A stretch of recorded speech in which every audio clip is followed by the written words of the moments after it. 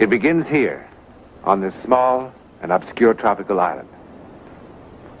It's a strange story and unforgettable. It's a love story like none other that has ever happened. We know only where it began. No one can know how or when or where it will end.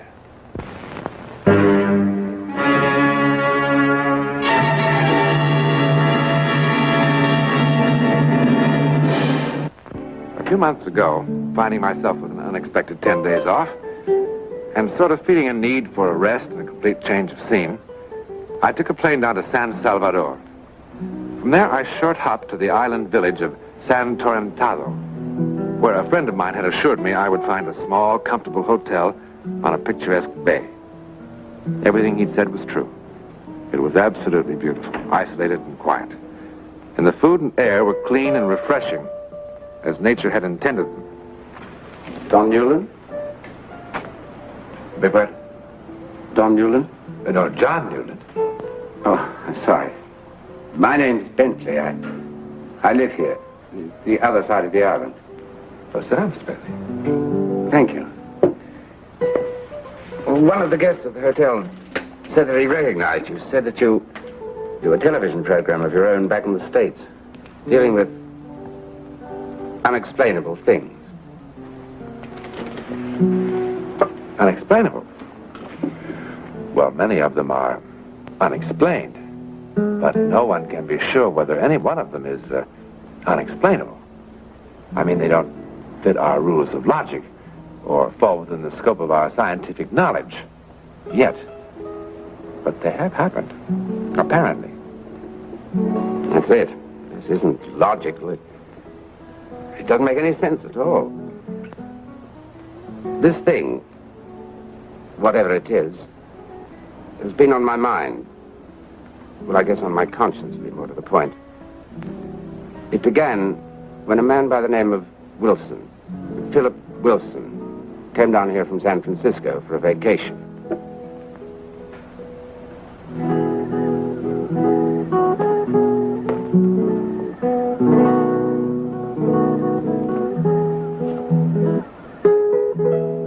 Wilson had all the things that are supposed to make a man happy. Money, success, health, good looks. But I've never seen a guy who was more disenchanted with the world.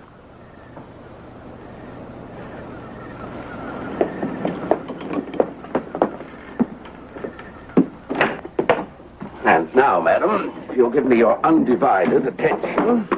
Oh, Mr. Bentley, you disappoint me. Did you escape the economic pressures of a complex society only to become a peddler of native artifacts to unwary travelers? Peddler? An artist reluctantly sells the fruits of his inspiration, and you call him peddler. Did you really make all these? Yeah, why, they any good? I'm not much of a judge. But I like this one. How much? How much do you like it? Bentley, you'll never be a star salesman. I don't want to. I've arranged things very carefully here. I lead the full life by not wanting anything I can't easily have, and I don't intend to let anything rock the boat. If it weren't for an occasional cigar and a few beers and a new pair of tennis shoes when these were out, I probably wouldn't even bother to make these. It's an interesting, if decadent point of view. I like this little statue. About, $20 worth? 20? Do you want to ruin me? $5, not a penny more. All right. If you let me send you a good box of cigars when I get back to New York. Only if you take another one of these as advance payment. And remember, just one box. Don't louse up my life. Charming, don't you think? No. Oh, he's not very charming. But he is good looking. Bartender. Will you get Mr. Wilson another one of whatever he was drinking, please?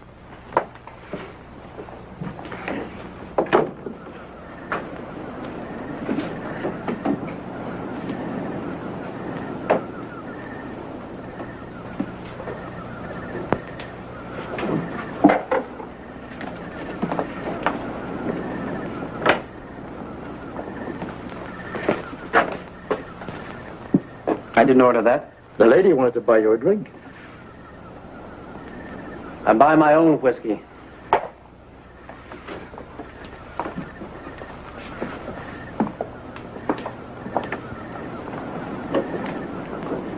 Well, that was pretty nasty. She was only trying to be friendly. I didn't ask for her friendliness, or yours, as I tried to make clear to you a few days ago. I know what you're afraid of. But Mrs. Garron isn't looking for another husband. She's not even taking alimony from her last. Money is the least of the things a woman takes from a man. What makes you so bitter, friend? 2 ex-wives. What makes you so nosy, friend? Just a lively curiosity. I enjoy watching the human race. Especially when I see someone with a lemming complex. You know those little animals that run like crazy until they destroy themselves in the sea? They're so busy concentrating on whatever's driving them. They can't see or think about anything else. Bentley. Yeah? Tell the lady I'm sorry. Tell yourself.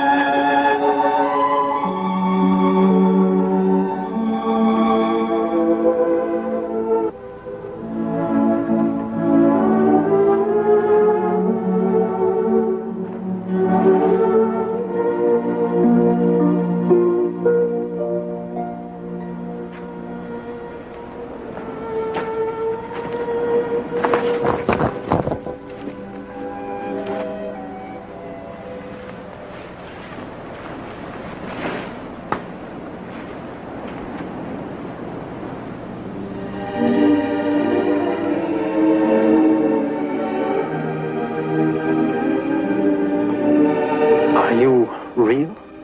Yes? I don't believe it. Why? It must be the moonlight. Isn't it? Is it? Of course. If I reach my hand out to touch you, I'll touch nothing.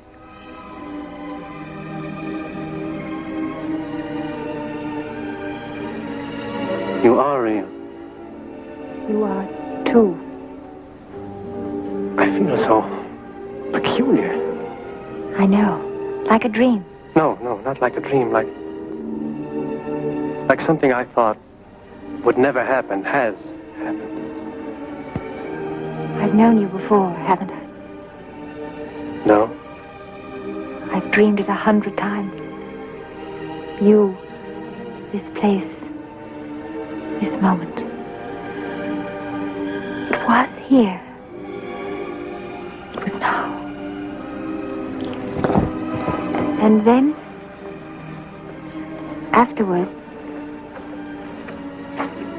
something happened. Something terrible happened. What are you afraid of? I don't know exactly. Of what's going to happen. What happens is up to us. This is no dream. Believe me. This is impossible. You just touched me. Look at me. Yes? But it's too quick. Seconds. What is time to do with us now? What do you feel? You know what I feel. But it can't happen this quickly. It has. I'm frightened. Don't be. I'm frightened. Don't be.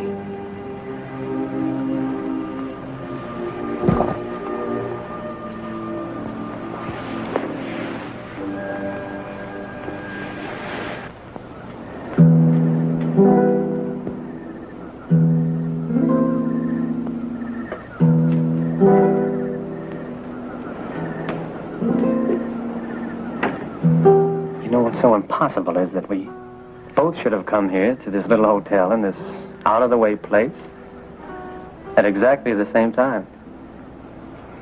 San Torrentado. When I first saw it on a map, it was like something I remembered. Or a dream? I'd hate to tell you how long I saved for this dream. Delia. I'd like so much to know all about you. When you were vaccinated, what's your mother's name, how old you are, do you like to go swimming? What do you do when you're not dreaming? I work, and darn hard. Doing what? This. Well, that's very pretty. I designed it. May I see it?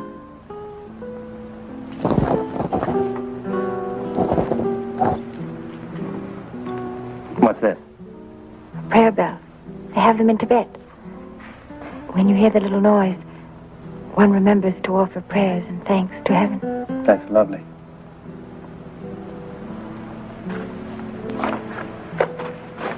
Where do you live? St. Louis. What's your father's name? Henry.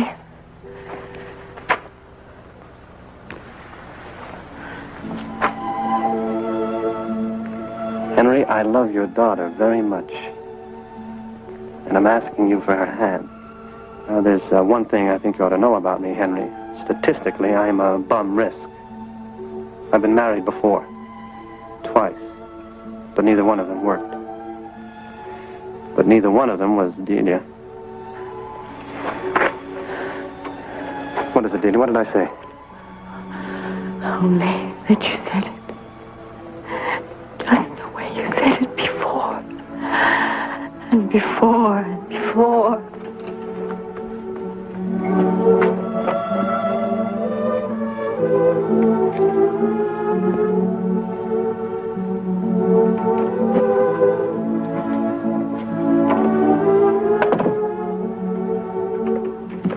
Delia. Delia.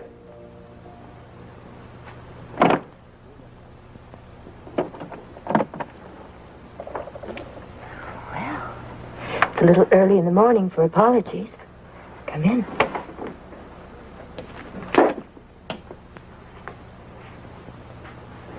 Would you like a drink? I didn't know she shared this place with anybody. What? Well, she didn't say anything, but I just assumed it. Who is she? Delia. Now, where is she? What in the world are you talking about?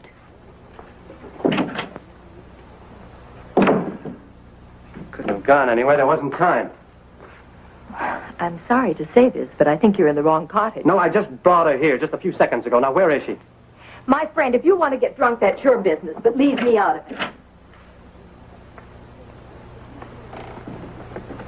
Goodbye, Mr. Wilson.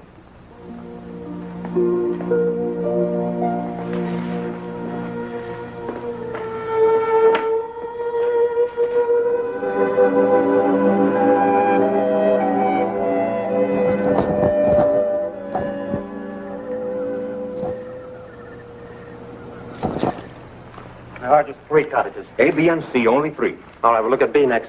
But why should I wish to lie to you? We have so few guests in the hotel this time of year. You searched every room in the hotel with your own eyes.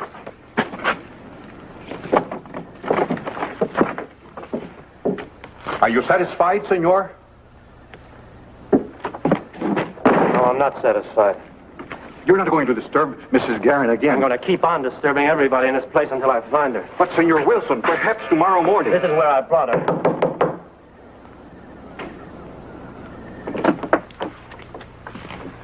A thousand pardons, senor. I tried to stop him. Are you going to tell me what happened to her? Is this sort of nonsense part of the regular service of the hotel? Are you going to tell me where she is? Please, Senor Wilson, believe me. There is no such young lady in the hotel. Look, I've had this cottage for a week. No one else has been here tonight or any other time. I never saw your Delia or whatever her name is. I never saw her. Well, I know someone who did. Con permiso.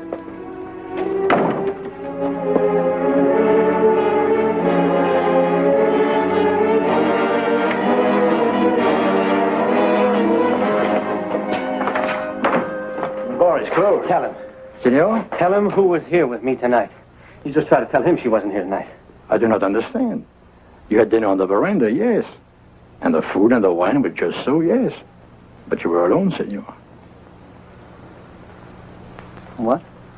You said it was for two, and I served dinner for two. But I only charged for one. You were alone, senor. I only charged for one, senor Maduro. I only charged for one. You signed a check you did not see? I suppose you don't remember the seat today. Oh, but of course. It was left on the table. And who was wearing it? I cannot say. It was left on the table. It is all I know. Tell the truth. Why don't you tell the truth? Senor! What have you done with that? But Senor Wilson, If please. you've done anything to her, I'll kill you. I swear it. I'll kill you. He went to see the United States consul. He made such a fuss that they investigated.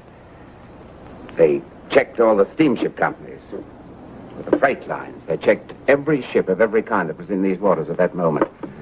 With the scheduled and unscheduled airlines, the passport department in the States. But they found nothing. After all, they only knew her first name, Delia, and that she was supposed to live in St. Louis. Is that the end of the story? I only wish that it were. Well, after a few days, Wilson went to St. Louis and began searching for some trace of the girl. He checked all the jewelry manufacturers, all the designers, everything he and a detective agency had hired could think of. But no one had ever heard of such a girl. He tried to find out who made or sold bracelets like the one he had, but he didn't get anywhere. After months of searching, he came back here. What for? To wait for her, he said. He was sure she'd come back. That was 8 years ago. He gave up everything back in the States and just stayed on here week after week, month after month, waiting. And he began to drink. He hardly ever spoke to anyone.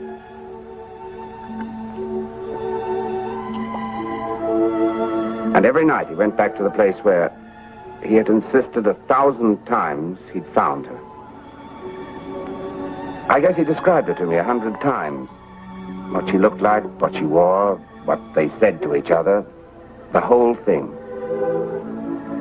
He didn't seem to ever think about anything else. And he kept drinking to try to blot out his thoughts. One evening, just about a week ago, after this had been going on for almost 8 years, I couldn't stand to see it happening any longer, and in my infinite wisdom, I decided to do something about it. I only meant to try to jolt him back to reality. Ever consider what you're doing to your liver with that stuff? You know what you're trying to do, don't you? You're trying to kill yourself. In a nasty, messy, unattractive way, by degrees. Well, of course, you want to be the local screwball. Do you know, the natives even have a name for you? Senor Whiskey. Well, they don't mean it unpleasantly. They pity you, too. Senor Whiskey, the man that drinks all day and walks the woods all night looking for nothing. Well, if you want to kill yourself, at least do it in a nice, clean way, and quickly. Oh, I know it takes a little courage. But I'm sure if you dig deep enough, you can find some.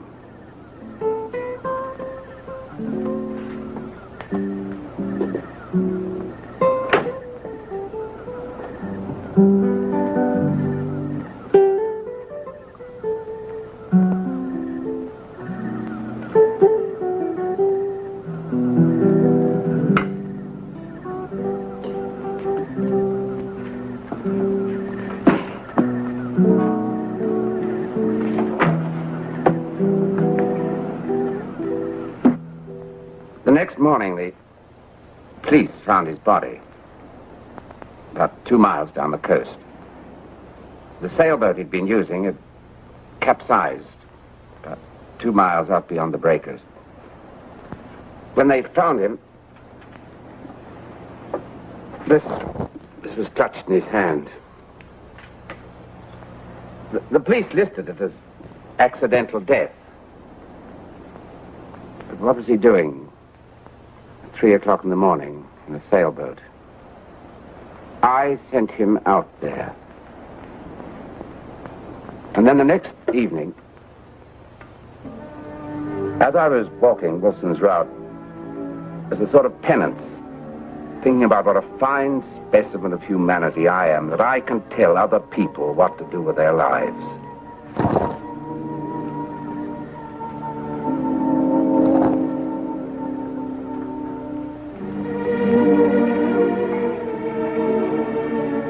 Hello. Delia? Yes, Is Delia Delia Houston. from St. Louis?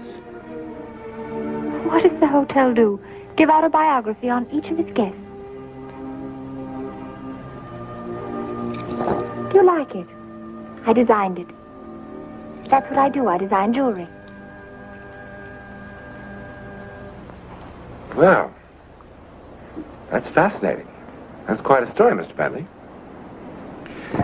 Now you'd like me to explain. Can you? Well, I can make a guess. You felt terribly guilty about causing Wilson's death. Yeah. But in the first place, the police called it accidental death. And whether or not you contributed to that accident is a responsibility that you'll certainly have to settle with yourself. But as applies to the other thing, apparently your guilt, combined with the fact that you were so constantly exposed to Wilson's reliving his hallucination, caused you to visualize the same girl at the same time, at the same place, under the same conditions. Is that your explanation? Well, it's an explanation. There can be dozens of others. But to call it a psychic phenomenon...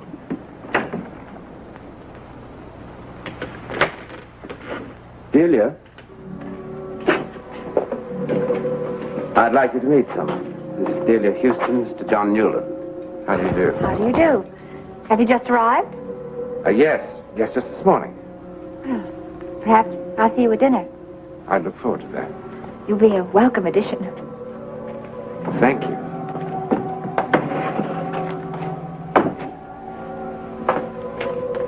When she was younger, about 8 years ago, she told me she kept having a dream over and over again, and that she was here. You can check everything I told you. Yes, Hunter.